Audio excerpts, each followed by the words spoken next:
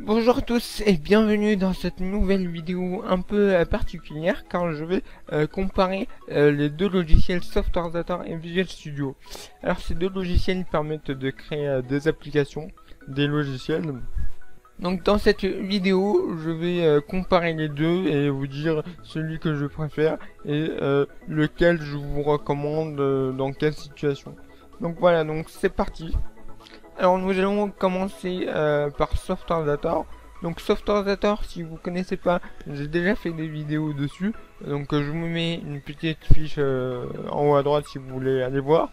Mais Software permet de créer des applications Windows sans toucher à une seule ligne de code. Ça veut dire que vous n'avez pas besoin de connaissances pour pouvoir créer votre application Windows. Sans fait l'avantage principal de Software, mais on va afficher le tableau avantages et inconvénients liés à ce logiciel.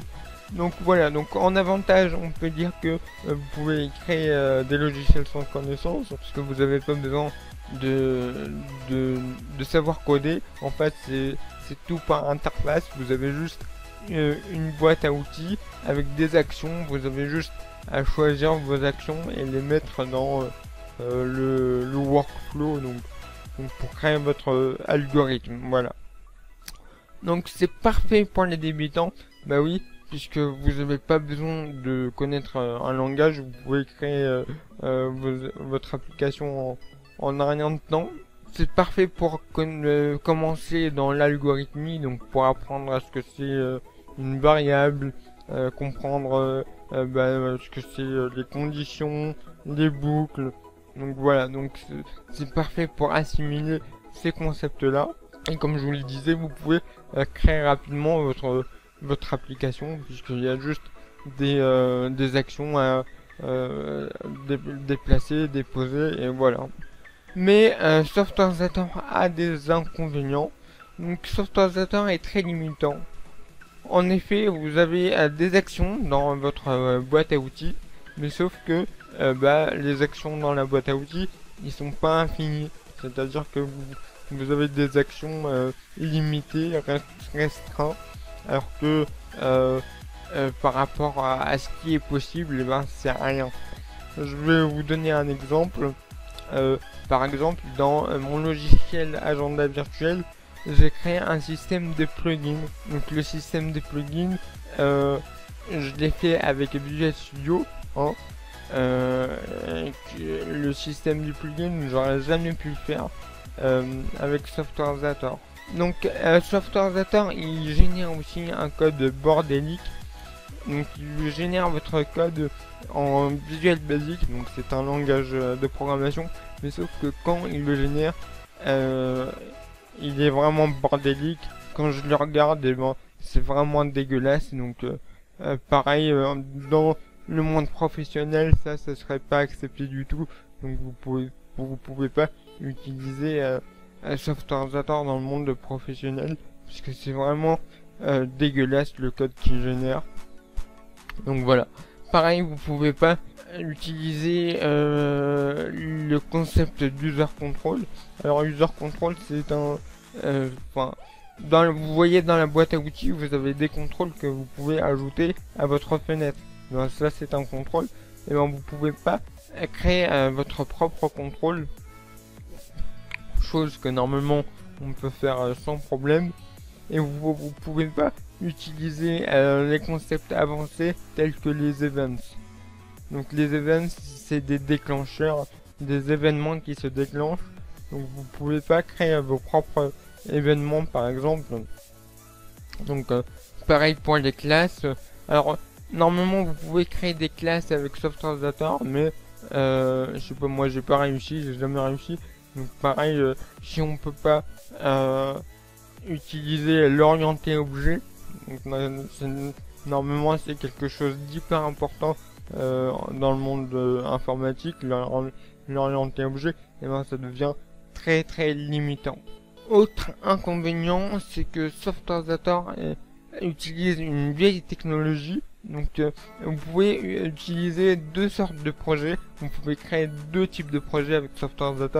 Le projet avec console, le projet console, Donc là c'est une fenêtre noire et vous exécutez une suite d'instructions et affichez du texte dans votre fenêtre noire. Mais voilà, ça s'arrête là.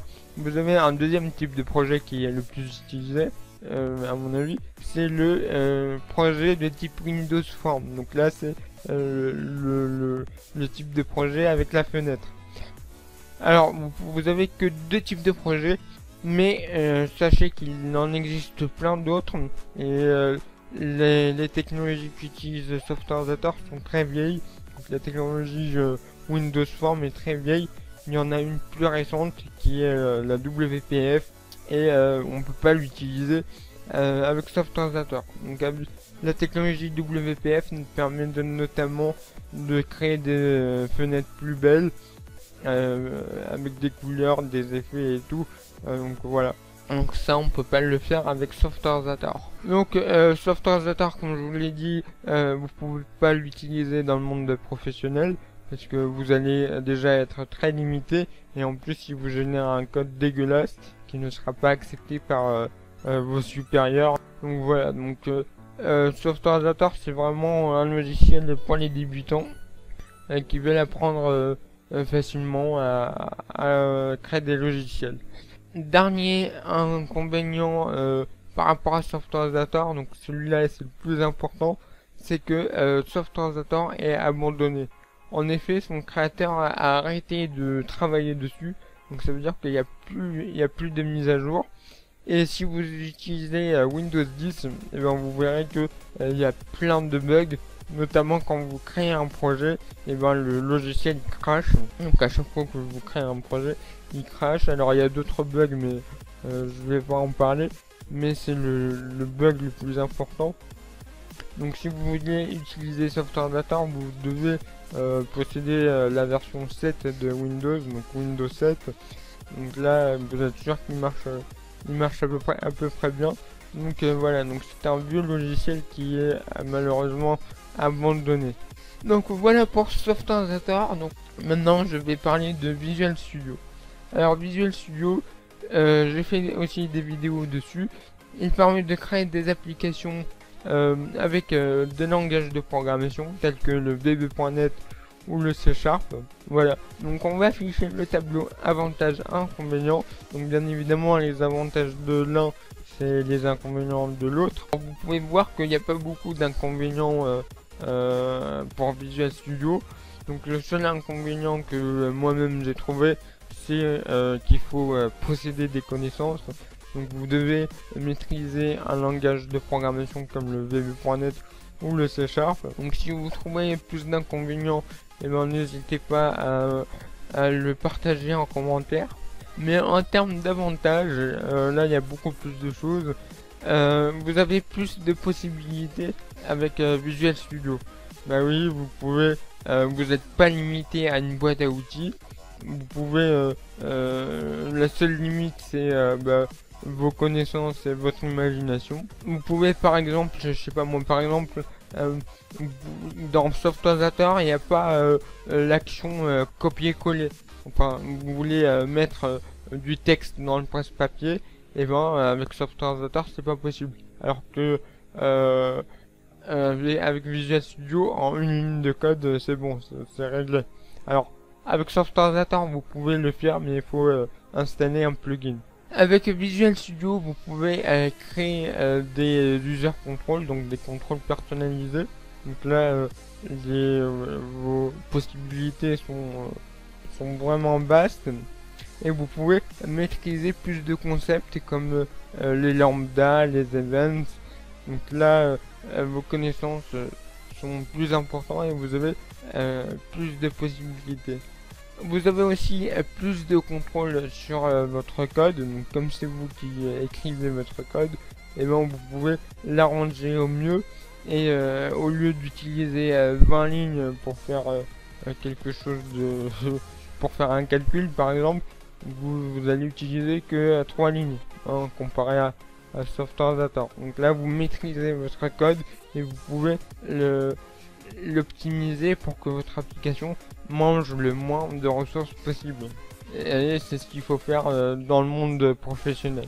Donc voilà, donc je l'ai mis Visual Studio il est utilisé dans le monde professionnel. Donc voilà, donc si vous maîtrisez ce logiciel, et ben, c'est parfait pour vous si vous voulez travailler. Donc Visual Studio il a plus de technologie. Donc comme je vous le disais, par exemple la technologie WPF qui permet de créer des applications avec fenêtre, mais avec plus de possibilités, notamment mettre des effets. Par exemple là je vous montre mon agenda virtuel que j'ai créé avec la technologie WPF. Et vous voyez que j'ai mis un effet de transparence quand je passe le curseur sur le menu du bas. Donc voilà, ça c'est un truc impossible à faire avec Software par exemple. Mais vous n'avez pas que cette technologie, vous pouvez utiliser Unity 3D avec Visual Studio. Donc ce qui vous permettra de créer des jeux vidéo. Et donc ça c'est impossible à faire avec Software encore une fois. Vous pouvez aussi créer des applications sur téléphone, donc iPhone et Android, avec la technologie Xamarin. Donc ça aussi, vous pouvez le faire qu'avec Visual Studio. Donc voilà, donc vos possibilités sont très vastes. Et dernier avantage, c'est que contrairement à Software Visual Studio est régulièrement mis à jour et il est amélioré.